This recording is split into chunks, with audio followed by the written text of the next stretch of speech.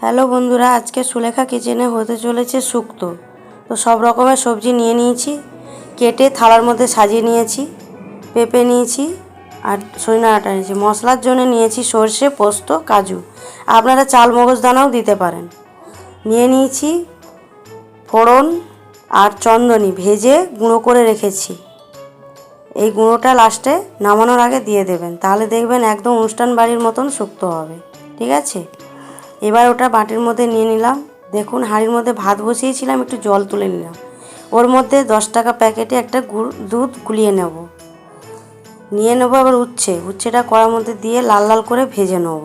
ভাজা হয়ে গেছে, এবারে দিয়ে দিয়েছি গাজর, রাঙা আলু ভেজে নিয়েছি। বেগুনটাও ভালো করে ভেজে নেবো। দেখুন, সবজিটা ভালো করে ভাজা হয়ে গেছে, উচ্ছেটাও লাল লাল করে ভেজে নিয়েছি।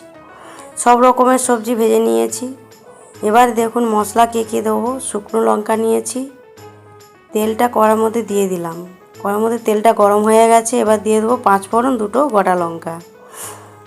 এবার দিয়ে দিলাম সবজিগুলো নাড়াচাড়া করে ভালো করে ভেজে নেবো। দিয়ে দিচ্ছি বাটা মশলা, যে মশলাটা আমি বেটে রেখেছিলাম ওইটা আমি দিয়ে দিলাম। এর মধ্যে দিয়ে দিলাম দুধ, গুলিয়ে রাখা দুধটা দিয়ে দিলাম। দেখুন কত সুন্দর ঘন হয়ে গেছে। এবার ভেজে রেখেছিলাম বড়ি, বেগুন, উচ্ছে লাস্টে দিয়ে দিলাম। দেখুন শুক্তো রেডি। এবার আমি দিয়ে দিচ্ছি গুঁড়ো মশলা। যদি ভালো লেগে